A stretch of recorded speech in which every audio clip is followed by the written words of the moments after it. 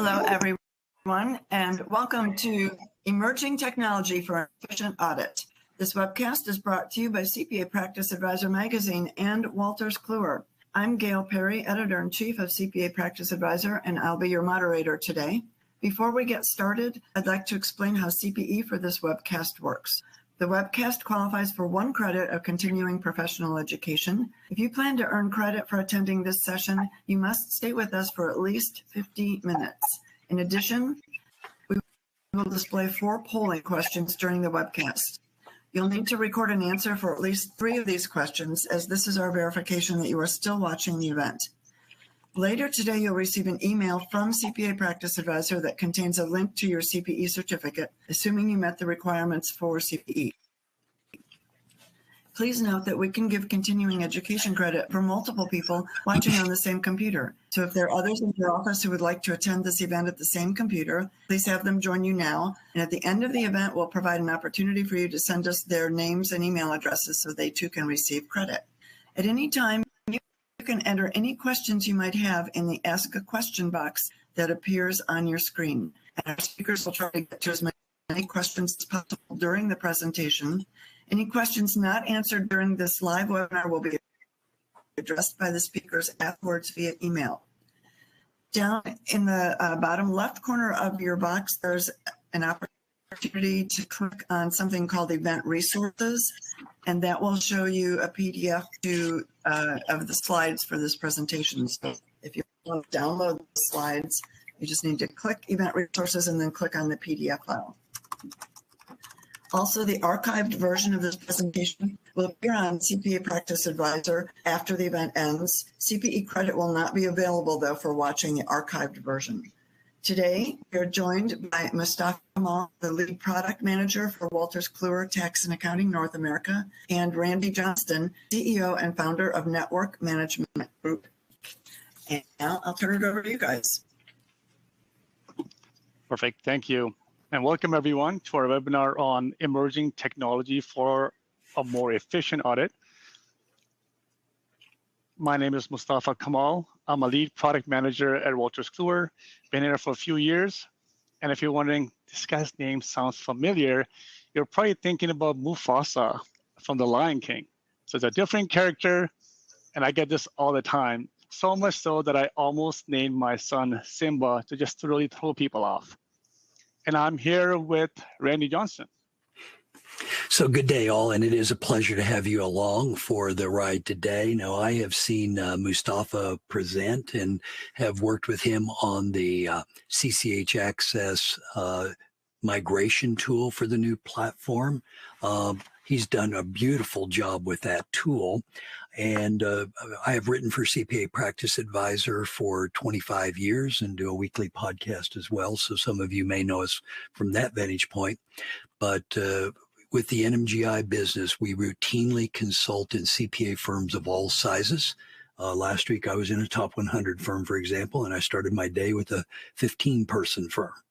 So when Mustafa reached out and his team about doing this event, I said, yeah, I would love to talk about that because so many firms are choosing new audit platforms right now. And I do get to talk to them pretty regularly. So thanks for having me along as a guest, Mustafa. Yeah, of course. And I forgot to mention, I am a CPA. I practiced both public accounting and private accounting for almost a decade before I transitioned over to the world of tech. Just got tired of putting in my time every 6 minutes. Yeah, so if you want to call me Simba today, that'd be all right, Mustafa. There you go. All right. So our agenda topics will focus on 3 items. One is innovation in auditing. We'll talk about how tech is transforming the audit practices. We'll also talk about how you can leverage data analytics and automation to make better decisions. And lastly, we'll also touch on the future of audit and how the role of AI and how it's shaping the profession. So those are the 3 main topics, and we'll go back and forth on some of them. So for our first polling questions. All right, this is our first question, and it is, what is your primary focus? And your options are tax, audit, advisory or consulting, operations or administrative, or something else, other, or even all of the above. So check the one that's most appropriate to you. If you have any trouble answering the question on screen, you can put your answer in the Ask a Question box and we'll record it there.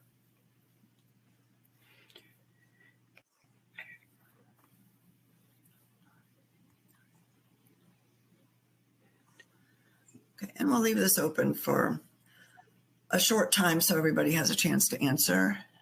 Yeah, and as we were looking at the questions we wanted to ask, and this was more of a, who's attending, we realized there could have been more categories than these, but we were particularly interested if you had multiple others. So as we were writing this, Mustafa and I went back and forth, do we put other areas of practice, wealth management and merger acquisition and business valuation, but we wanted to keep it pretty thin here. All right. So we just sent the results out to you, and it looks like a third of the people are here from tax and about a quarter from audit, and the rest are spread across the other options. Yep.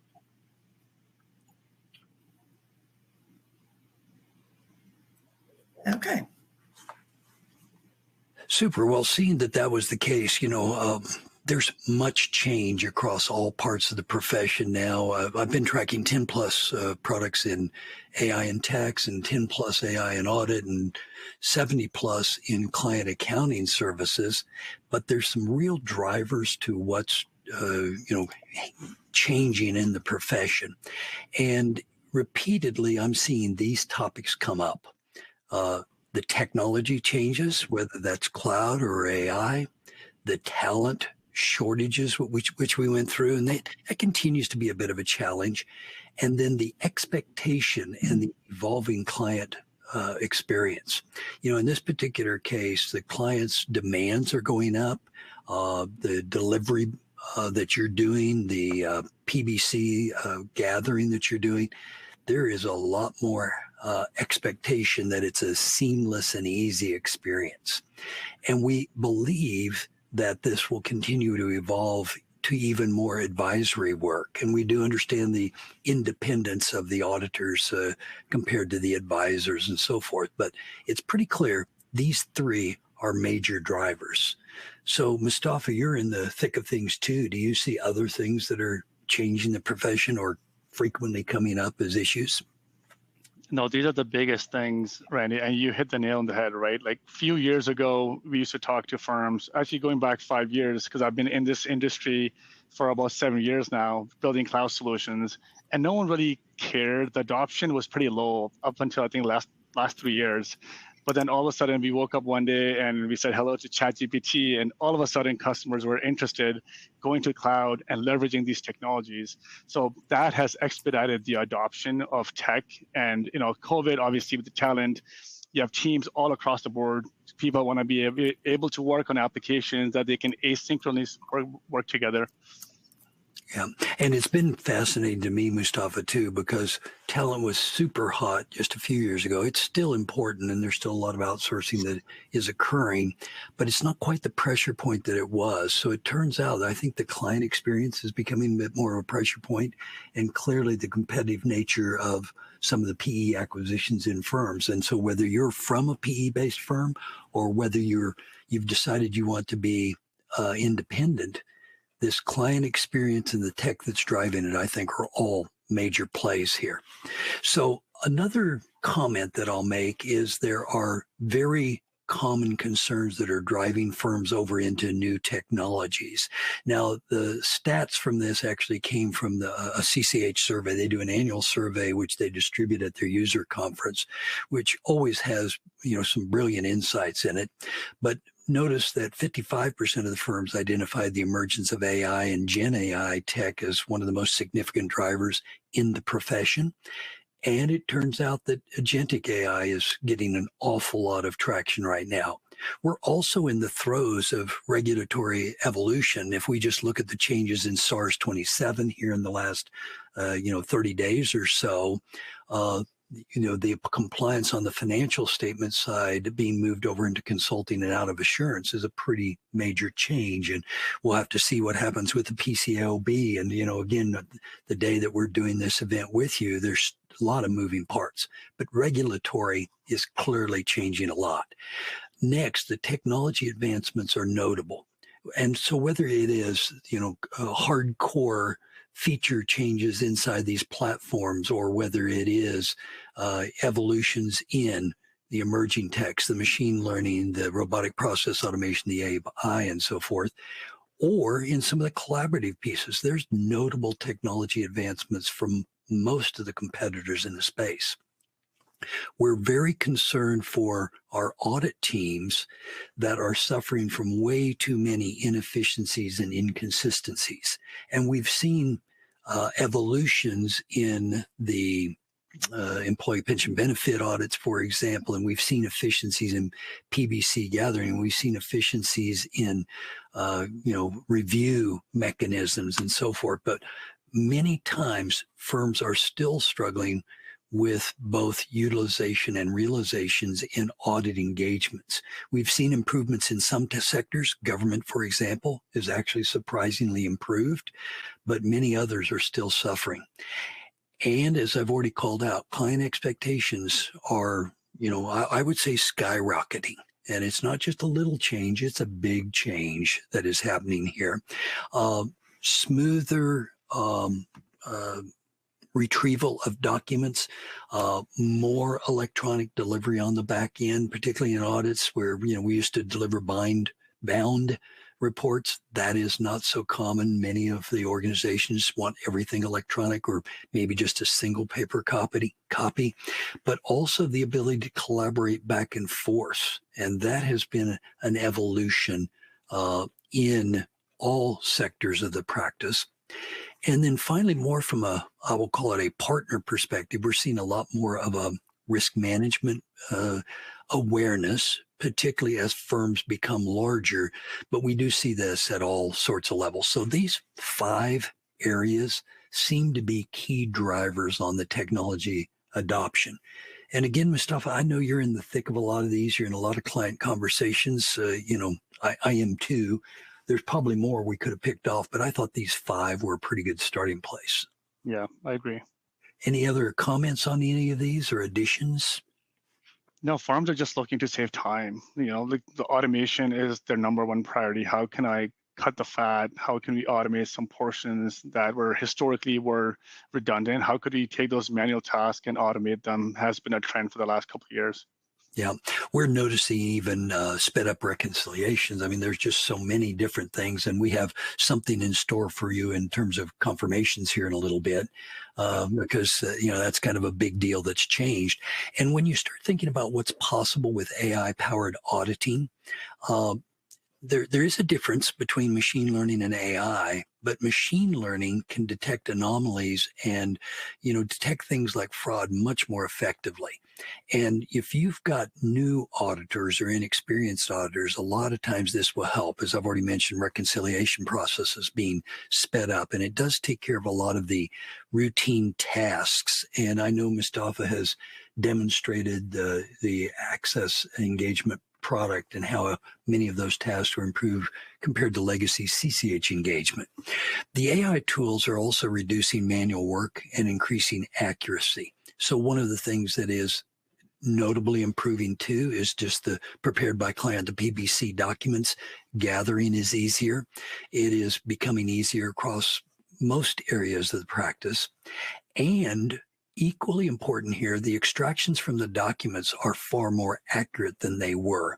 There's some actual recognition that's being used there that has been machine learning and AI based. And it's identifying things that don't quite look right. And what that allows is professionals can focus on the actual audit tasks at hand. And finally, the cloud-based AI solutions are improving collaboration between the teams. So there's less focus on the mechanical of setting up for field work or doing wrap-up work in the office and so forth. Just a lot less wasted time on IT. You get a lot more client-enabled interaction, and you get visibility while you're working with the client as well. So when you think about the possibilities, there is clearly a role of tech in the audit. And again, Mustafa, because I know you're living in the middle of this and I've watched your various CCH team members through the years present on data-driven audits and that concept. The whole idea that we can do data ingestion, process it more readily, apply artificial intelligence against it, and run data analytics in products like Teammate Analytics, as an example. That's a big deal. And it really is not just automation, but it's also improving the results that you can do. It's augmentation along the way. And, while we still have a lot of firms investing in AI for audit efficiency and accuracy, we see major changes coming with AI and, documentation in other areas. So key things that, I should have called out on data-driven audits that I haven't, or that you see changing in the Wolters Kluwer platforms in this area. The biggest thing that comes to mind, and I'll talk about that in a bit more detail as well, Randy, is the ingestion of data, getting data in. And previously, there's a lot of parameters that an auditor would need to fix. You get a messy Excel file, you have to massage it, clean the rows, columns, and then import it. All of those problems have now been resolved with AI tools where you can now just drag and drop the file, let the system do its thing, and you select the parameters that you want to import, and it's automatically getting the accounts grouped. And then because we got a lot of folks from tax here, getting those accounts mapped directly so they can link it to access tax automatically. So the biggest efficiencies are around the data ingestion. Yeah, and if you think about, tax trial balances getting mapped from access engagement into access tax as an example, that's very promising in terms of what the team has built there in my mind. But even lower level services, prep comp review, has also notably increased. And with many, for example, construction companies not requiring as many audits from banks at this point, being able to do the less comprehensive assurance services are kind of a big deal. So now I'm not going to read all of these little bullets to you, but we wanted to just get you thinking about these advanced technologies that can streamline the entire process end to end. And I'm very excited about what I see working on workflows at this point, some of the predictive and prescriptive pieces that are being applied in the workflow pieces. We know things like computer vision is improving, and much more natural language processing is occurring. And so when I look at all of these different technologies, it's clear that I can see vendors pulling these out and trying to apply them inside their products. So, Mustafa, is there any particular ones out of this list that you'd say, this is one that we're spending a bit of effort on at Wolters Kluwer? I mean, there's a lot going on here on this slide, Randy. We could spend a whole hour here. But I think if I were to just take a look at it, I'm looking at minimizing repetitive tasks, that bottom piece where we're looking at the entire audit workflow, pinpointing those repetitive tasks and how could we get rid of them. So that would be one of them, along with the language learning models, leveraging AI to sort of get assistance for customers, like Answer Connect as an example. If you need any help on audit or tax, you can just real time get answers without having you going to Google or reviewing the help section in great detail. Mm-hmm. And see, I'm thinking about advisory engagements beyond audit that can be done with the predictive analytics tools. So, many buyers think that we're doing fraud detection when we're doing an audit, obviously not the deal, right? And, as it turns out, doing a separate engagement for that type of work absolutely plays out. Or if you're in the tax realm, being able to gather financial data and do predictive analytics, kind of a big deal. That's actually was the first call I started my day on today. So all of those kind of come into play. So kind of in line with what I mentioned earlier, there are some real benefits to technology-enabled auditing as I'd see it. Of course, we've got the quality standards hitting us, this year, and many of you are well down that path already. But being able to ensure quality and to let your professionals do higher value work and having better client service along the way. So again, Mustafa, on this, you can see we've got several smaller bullets between each of these key points. But in your conversations with firms, what of these elements are coming up the most commonly? Eliminating sampling risk, right? We are going in a direction where sampling was almost a thing of the past. If a system can inject and digest all transactions, sampling doesn't even need to be a thing. You can literally analyze all transactions and real time figure out which transactions are low, medium, and high risk. Mm-hmm. And now some of them I'll actually go through in detail a bit more, Randy, Yep. when I talk about the audit workflow. Yeah. And, the one that I actually had a discussion with an audit team just before this event started was doing a bit more of the workload balancing and trying to optimize the task because, of that type of work. So, you've got some of that type of capabilities in Access Workflow as an example, but the integrations that are becoming more common because of the marketplace, I think are also, valuable to consider. So, Gail, I think this might be time for you on this next polling question. All right. It is time for our second polling question. And the question is, are you using your engagement platform for any of these following things? And you can choose all that apply. Auditing, preparations, compilations, and reviews, tax trial balances, as a document management system, or something else. And in fact, if you pick something else, we'd love to have you tell us what it is. If you're using your engagement platform for other things, just drop that information in the Ask a Question box so we can have that info for our benefit. And we'll leave this up on the screen. Yeah, and I notice here, Gail, thank you for that. And while the attendees are looking at that, I noticed that David had asked a question on how does AI impact the peer review process? Now, that's kind of an interesting question because peer reviewers not only have to deal with the new guidance that's available. Again, you look at the Answer Connect as an example and the quality standards, but then the impact of AI. And I know some organizations have actually prohibited the use of AI related to audit. So, Mustafa, what are you seeing there? And then I'll put an answer out there for David as well.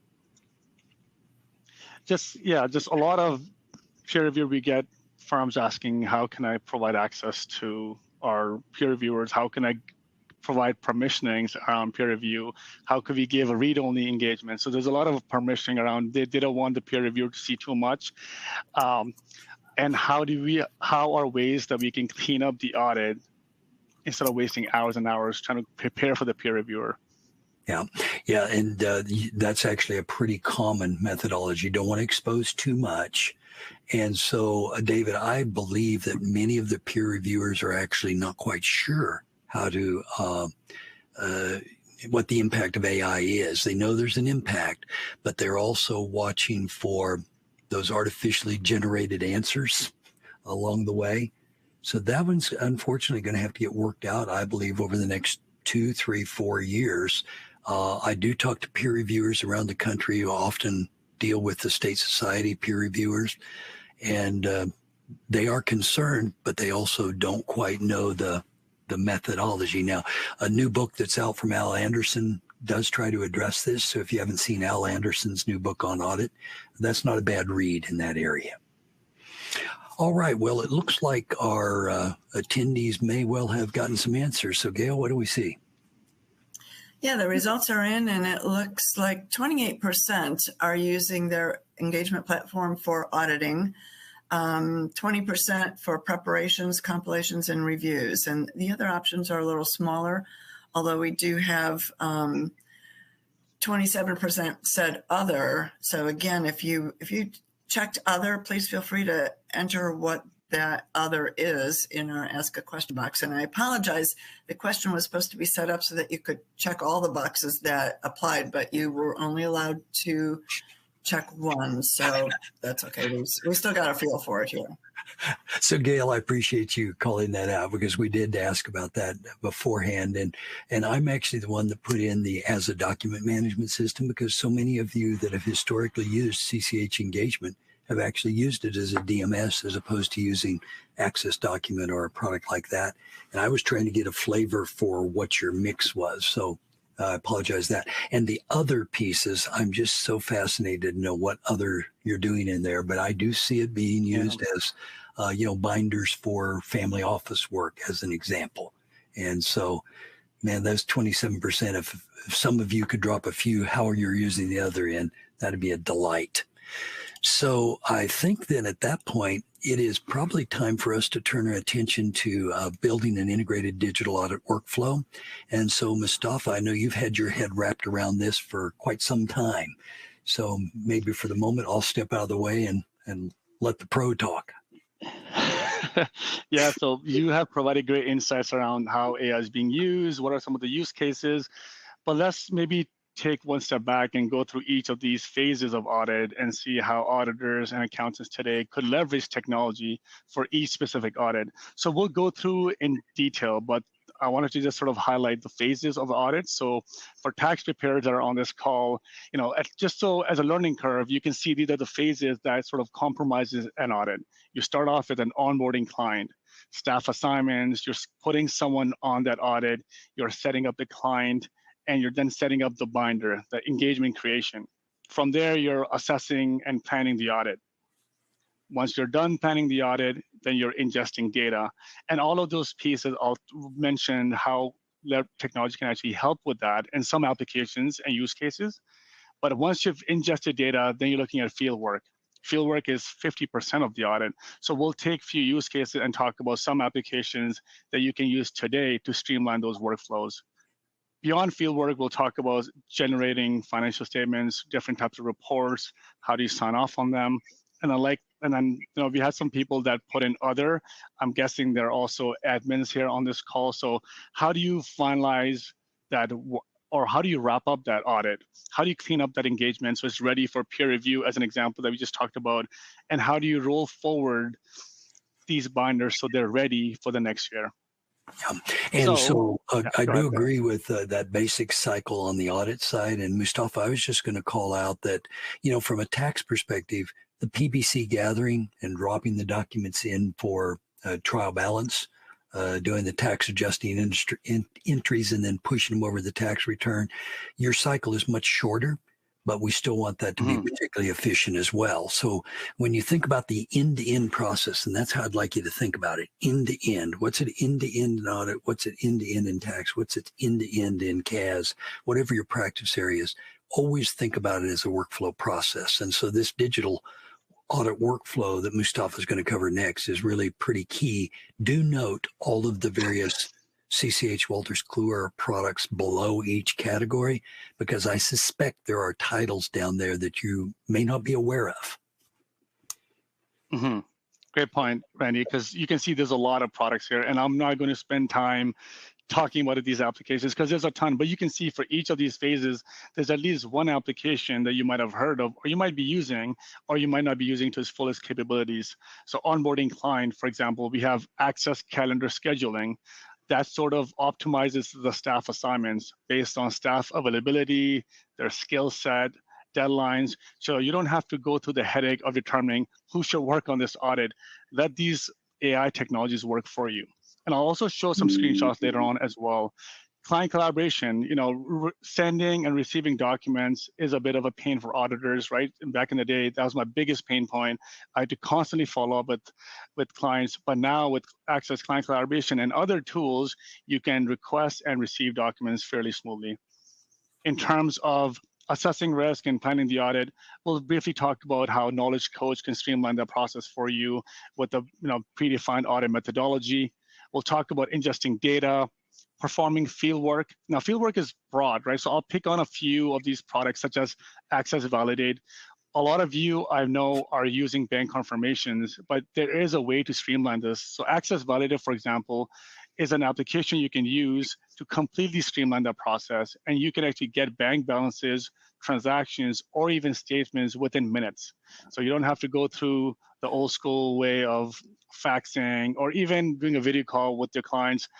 That will change with this AI technology. I don't even know if that will be legitimate soon, because with AI, you don't know what's happening in the back end. We'll also talk about financial statements. We all know financial statements could be automated. And I would go one step further and say, you shouldn't even be creating financial statements. At most, you should be reviewing them and perhaps customizing them. So there are technologies that can create the financial statements for you.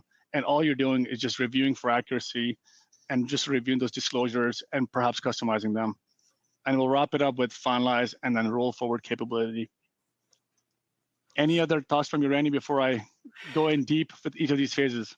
Well, as it turns out, Mustafa had called out that he'll talk to you a little bit about Validate. One that I've been a fan of since inception was the document linker product because of its extraction capability. And so, again, we're not trying to teach you individual products, but it's conceptually that there are technologies that can ease a lot of the pain in these different areas. Yeah. So let's start with the first phase, which is onboarding and engagement setup. So AI accelerates onboarding and engagement setup by some of these use cases. I won't go through all of them, but eliminating manual entry and reducing errors, automating onboarding tasks, and then streamlined audit readiness with automated conflict checks and compliance verifications. So let's take a quick examples for some of these use cases. As an example, and when you are creating a new engagement, you can leverage Access Knowledge Codes for your audits. And if you are doing a first-year engagement, you can answer some tailoring questions. And those tailoring questions can really streamline your entire audit engagement. As an example, if it's a new engagement and you get a question that, is this a first-year audit or second-year audit, depending on how you answer that, will streamline the remaining engagement. If you say, yes, it's my first-year audit, then perhaps you'll get different audit forms and you will get, for example, engagement letter that is required for a first-year audit. If it's a second-year audit, then you'll see different types of form put in place. So those are the tailoring questions that are done in the first year, and you really do see the return on investment in the second year. You might be thinking, well, tailoring question, that takes a lot of time, but keep in mind, a lot of the stuff that you're looking at today, you can also create templates out of them. So if there's an audit that's an exact replica for a different industry, you can leverage that exact same template so you don't have to necessarily answer those tailoring questions. There's also a screenshot on the risk assessment. If the application has data, it has engagement data already, it has analyzed the transactions, it could help you with the risk assessment, right? What type of planned approach should you take? Should it be substantive? Should it be combined? What sort of assertions are relevant for different types of risk areas? All of that could be automated, and you could leverage AI to get some assistance there. And lastly, on the onboarding, we talked a little bit about this on the calendar scheduling. You don't want to be thinking through which staff should be working on which engagement. Let these modules and AI technologies help you with that. You don't need to go through the different staff assignments and try to figure out which staff should be working on which engagements. If you leverage, for example, calendar scheduling like this one over here, it will tell you that this person is already working for an audit, or this specific auditor does not have the skill set. Perhaps you should look into someone else putting in, right? Or this specific client has not been addressed or been responded in the last 32 days, and this staff is available, perhaps you just swap them. So there are different ways the calendar scheduling could automate that, and you can just see by the screenshot that over here, their goal is, some staff are not meeting the 90% schedule optimization goal. So if you have the goal for 90% and it's not meeting it, applications and modules like this could really get you there.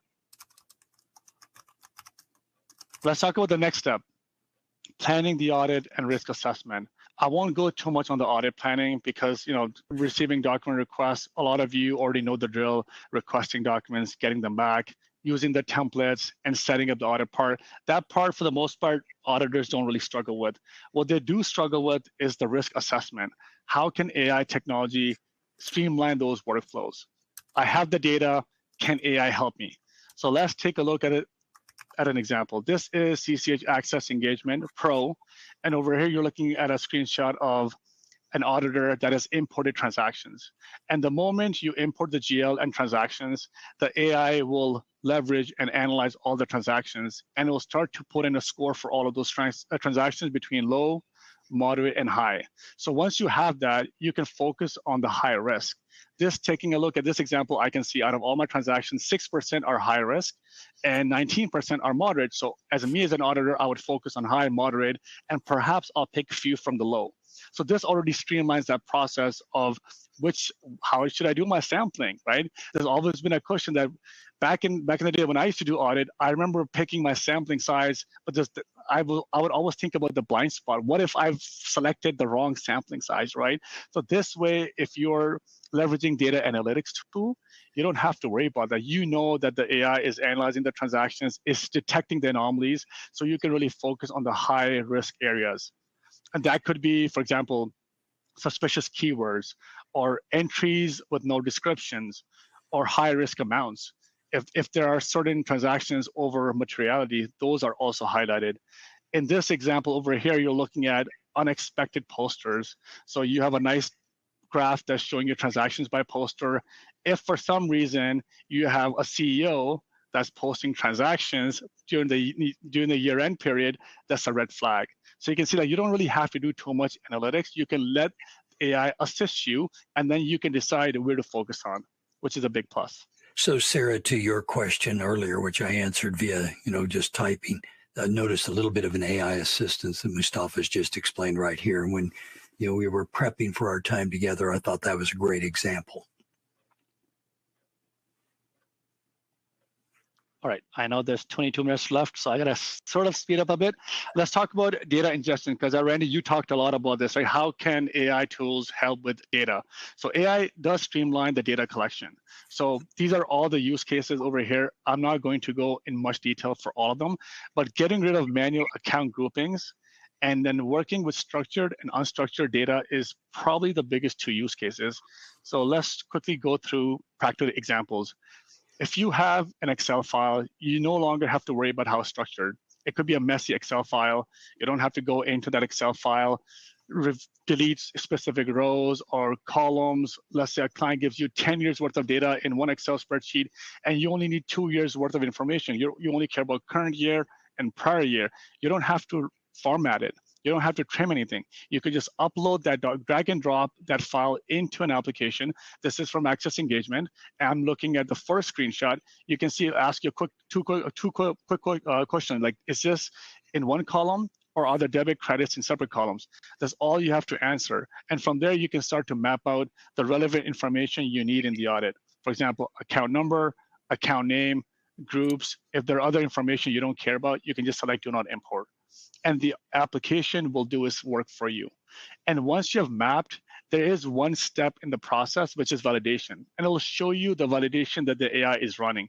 It'll tell you, for example, that no duplicate account names were found, no duplicate account numbers were found, and perhaps there were some accounts that did not have a prior year balance, and you have to accept it. So it's not just accepting all the data and importing it, it's actually asking you to verify, does this look okay? So you can accept them, or you can discard and go back and review the information in great detail. So this is one quick example how AI can help you, so you don't have to worry about how the data is formulated. It could be structured, or if it's unstructured, there's no problem. I know, Randy, from our first question, we got a lot of tax preparers. So let me give one example. If you're using CCH Access Engagement and you're a tax preparer, you can import a messy Excel file, import the data. The application will learn machine learning, and it'll actually map all the accounts, not just for financial, but it'll also map the tax groupings as well. So you don't have to worry about mapping individual accounts for the whole trial balance. Let machine learning do the work for you, and it'll ask you, do you want to accept or reject the assignments? Once you accept, all your account groupings are automated. And from there, all you have to do is just link to Access Tax, go to Access Tax, and work on your tax returns. So when you're on Access Tax, you already have the accounts mapped, you already have the accounts currently mapped and grouped, and then you can work on your schedules. Yeah, so Mustafa, that tax grouping for tax and frankly for auditors are both, pretty stunning feature in terms of just letting them technology do the work for you. Yeah, we have had clients actually say exactly that, Randy, that, I was able to finish the tax returns within an hour and a half just because I didn't have to worry about the Excel file. I didn't have to worry about importing and mapping my accounts. So there's definitely big savings. Okay, fieldwork. AI accelerates evidence collections, and it addresses some of these use cases on this slide. Like I said, I'm not going to spend all of these use cases. You will get this deck so you can review this in detail. But some of those use cases I do want to talk about. So extracting and organizing key data, identify missing or inconsistent information. So let's take quick examples of two use case scenarios. One is looking at your samples. So imagine you have an Excel file with 50 transactions, and that's your sampling file. You can use a product like Document Linker, right? It's an Excel add-in that auditors use where you can have transactions, and then you can drag and drop your supporting evidence, such as your invoices or receipts, and then the AI will do the mapping for you. So it'll take the transactions, it'll map it with the invoices. It'll also highlight the vendor, basically any information you want. So on the screenshot, you can see I've highlighted vendor, invoice date, purchase order, invoice reference, and the amount. And once I've mapped those, it automatically selects them on the invoice. And what it does, it creates a hyperlink. So I don't have to go through these invoices, cross-reference between my transactions. All I'm doing is I have my sampling done, I'm dragging, dropping my invoices, and I'm letting AI map it for me. And if there's any inefficiencies or if there's delta, those are also highlighted as well. And the beautiful part about this, and Randy, I'm sure you have also heard about this, that this isn't just for preparers, it's also really useful for reviewers, because preparers for sure, they're saving time, but even for reviewer, they go into the spreadsheet, all the balances are hyperlinked. When they click on the balance, the invoice shows up with all the balances highlighted. It's really a big time saver. And it's a huge time saver, and I don't want to overstate or understate it, but knowing that there are 30 plus products in the market that I've reviewed on this is one of the better ones that's available, and many of you are using products today that are far more expensive than this one. Yeah. Let's take one more example, because like I said, fieldwork is a broad area. Bank confirmation. Randy touched on this earlier. This is something that I used to spend a lot of time when I was an auditor, just confirming bank balances. If you have a product like CCH Access Validate, you can completely streamline that bank balance confirmation process.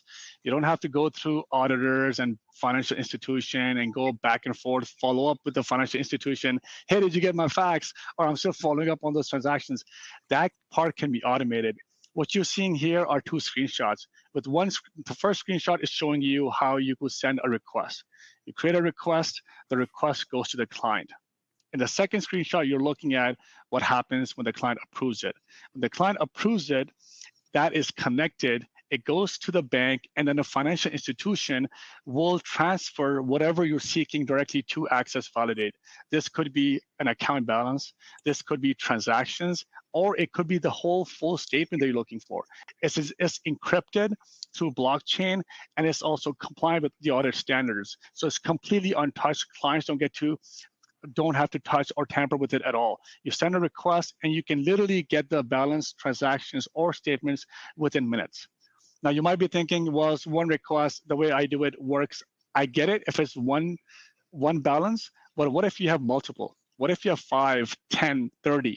You could streamline the process and get those balances within minutes.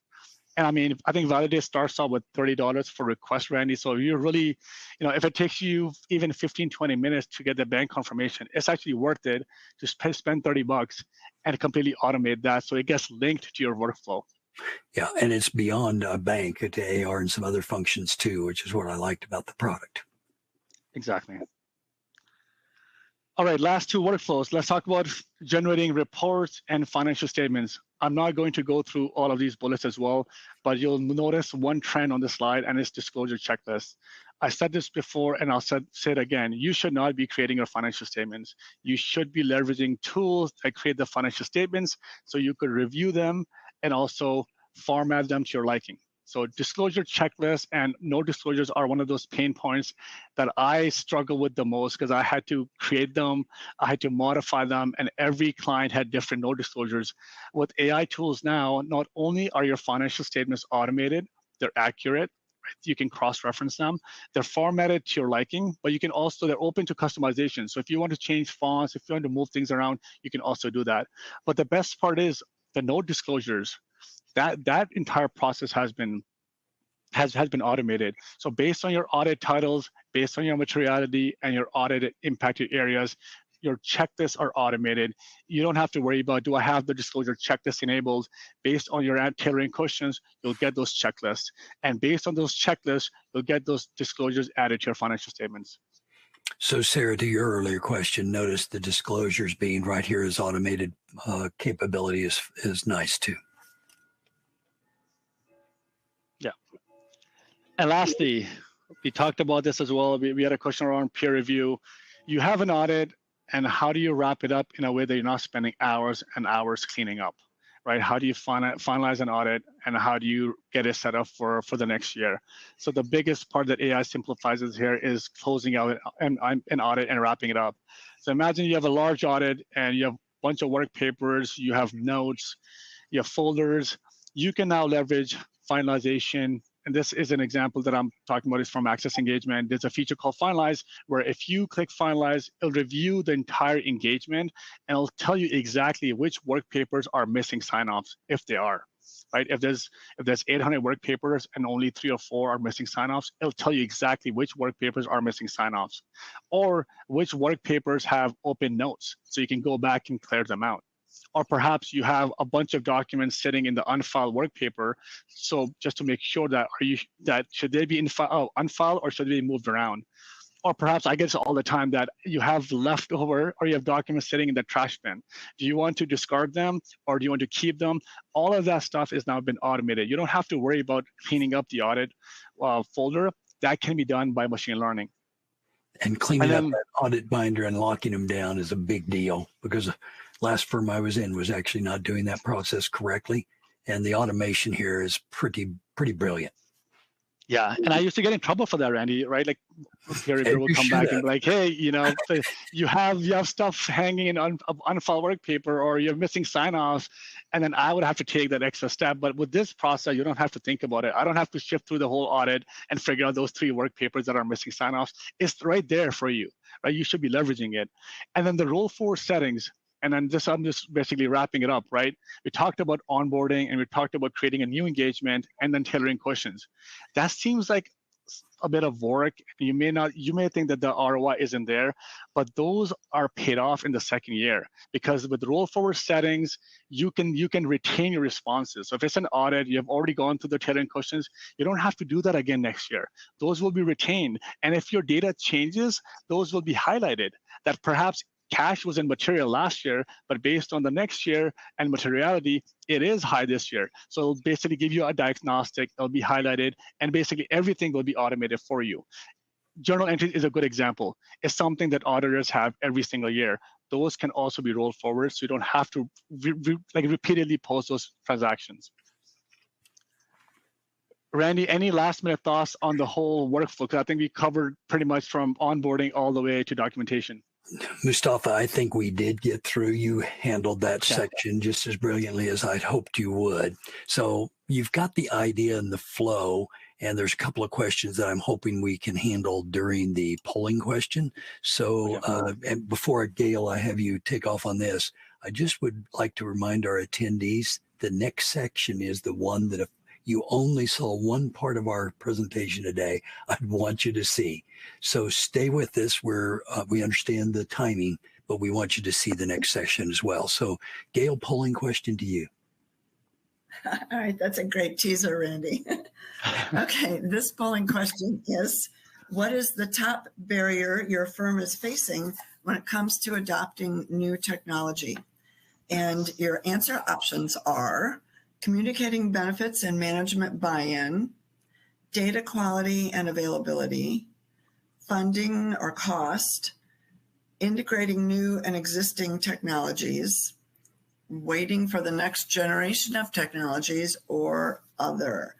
So pick the one that's most closely aligned to any barriers that you're facing in your firm when you think about making changes in your technology and adding new things. So I appreciate that. So Mustafa, I could not answer David's question. How many confirmations can you send at one time in the Validate product? Do you happen to know that? Yeah, right now it's 5, but we will be increasing that in future. So today you can get 5 balance, or you can, if you're looking for transactions and balances, you could support way more than that. But if it's statements, statements is limited to 5. All right, so 5 statements. So David, when you were asking, what if my client has 50 bank accounts? Limitation there. Yeah, so one request would cover 5. So you basically have then 10 requests, 5 each. Got it. So thank you, because I could not answer that correctly and accurately.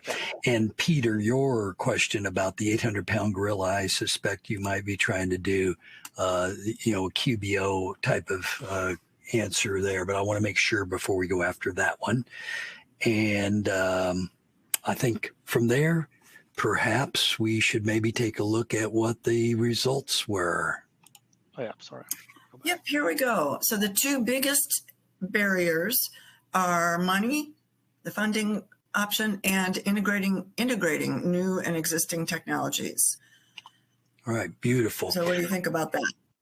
So there we go. So, that integrating new and existing and the funding and costs, clearly, we've got 80%, 70% of you thinking along that line. So thank you for that feedback. Mm-hmm.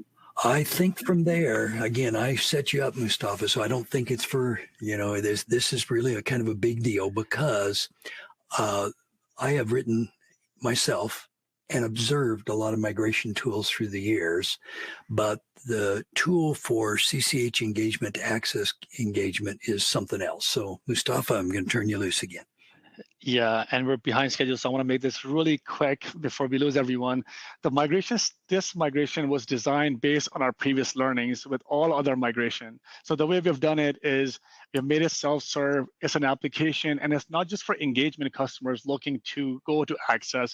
If you are on other applications, we also have applications to support those software as well. So it's not just for PFX. If you're on other applications, we can also take your data and get it into access. And the way it works is it's an application. You install the application will scan your files, and then it will migrate over to the cloud.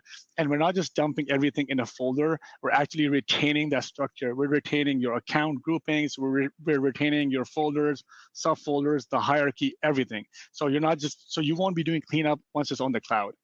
And just a quick, because I know we're running out of time, what are the benefits? So self-service, meaning your firm runs it. You don't have to be dependent on an implementation consultant that's available 9 to 5, Monday to Friday. You could run it at your own time.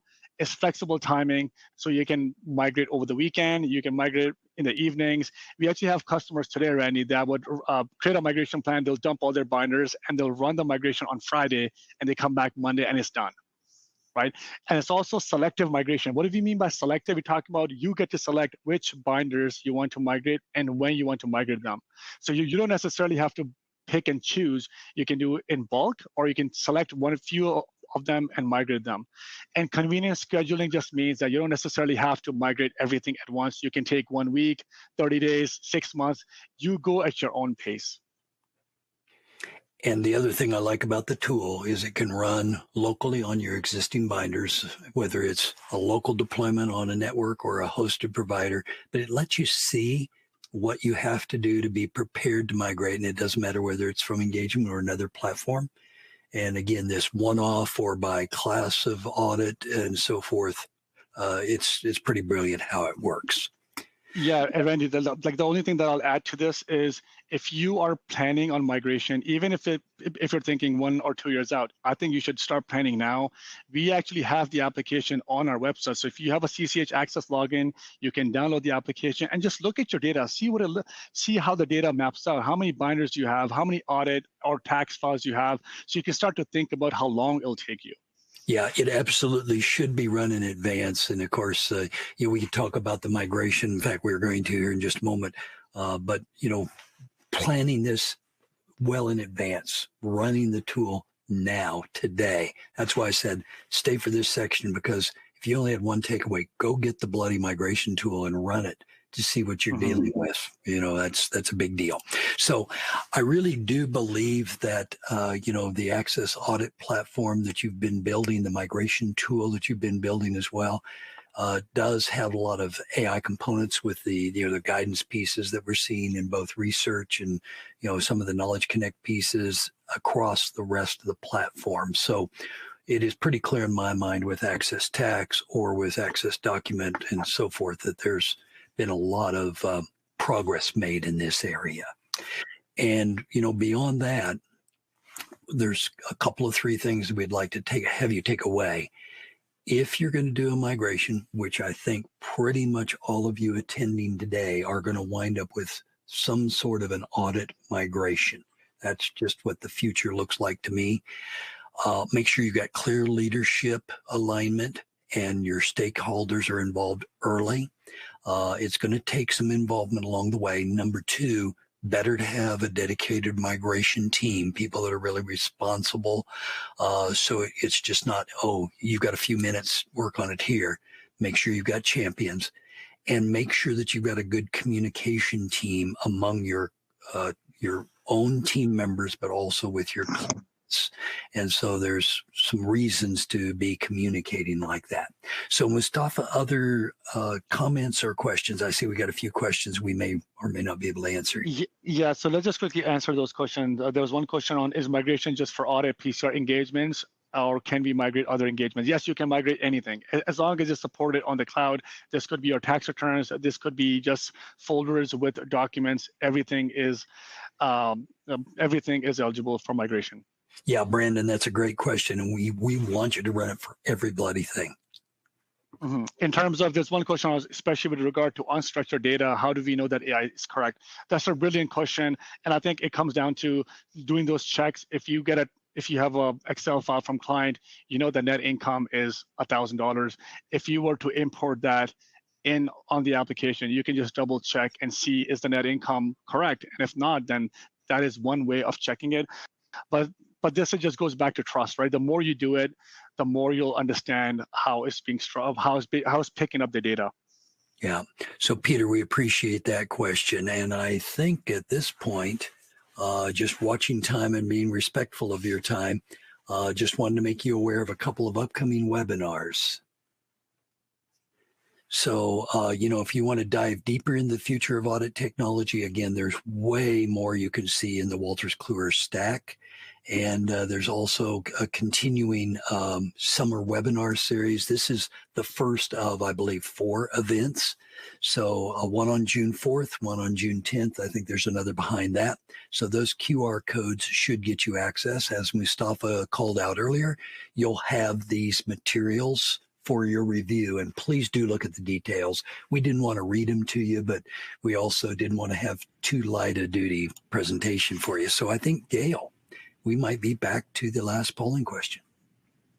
We are. This is our 4th polling question. I'm going to tell you in advance, you can pick more than one with this question, but in order to do that, you have to hold down the control key. That's the secret. So the question is, what technologies would you like to learn more about? And your options, and choose as many as you like, are tax compliance software, cloud-based workflow automation, document management, and client collaboration tools, tax advisory, predictive intelligence software, assurance and engagement software, research and learning solutions, or none. My firm has all the technology it needs. I'm curious to know who those people are. Yeah, well, so I do appreciate everybody being along. We're going to let you answer those as well. So David had asked the question, what's the efficiency gain from going from antiquated software to AI CCH platforms? And David, that's an interesting question. It's soft number. I kind of have my answer in mind, but Mustafa, I'm going to put the burden on you. I was going to say, Randy, go ahead, and I want to hear from you before I answer mine. Okay, I'm happy to take that one. All right, so David, here is my best answer. It depends on how antiquated you are, but I am typically seeing 10 to 15% uplifts in productivity. So there's my round number for you. We've seen a little bit more in the right situations, rarely less than that. And part of the issue here is getting training right getting your change management right. And, you know, those 3 pillars for transition success come into play there as well. So I don't want to overstate it for you, David. My rule is under promise, over perform. I've seen far higher than that 10 to 15% range. So Mustafa, Yeah, I was going to say the same. Yeah. So I was going to say around 10 to 15% for audit. For tax is slightly higher right now, just because there's a lot more efficiencies with machine learning and just connectivity to access tax. But for audit, for sure, around 10 to 15% bare minimum. Yeah. Well, again, a delight to be invited along with you today, Mustafa. I always learn something new from you along the way. And I hope all of you who had attended also maybe got an idea or two. My rule of thumb is if I can pick up 1 or 2 ideas in a CPE hour, it's a pretty good hour. So thank you for being with us today. It's greatly appreciated. So Gail, I guess over to you for wrap. All right. Thank you so much, Mustafa and Randy, for an excellent presentation that got us all thinking about how we can make our lives better. We hope you all enjoyed this webinar. Thank you all so much who attended today's webinar. And we want to also thank Wolters Kluwer for making this event possible and enabling us to offer a free CPE credit to each attendee. As a reminder, you'll receive a link to your CPE certificate later today in your email. If you have any questions about CPE, or I noticed some people said they were having trouble downloading the slides. If you were unable to download the slides and want them, you can contact me directly at gperry, G-P-E-R-R-Y, at cpapracticeadvisor.com. Also, if others are watching this event with you at the same computer and they require CPE credit, you can email me their names and their email addresses. Again, that's gperry at cpapracticeadvisor.com. As soon as I'm finished talking here, you're going to be presented with a post-event survey evaluation form. We hope you'll share your feedback with us so we can continue to improve our webinar series. Again, thank you, everyone, and our audio will end now.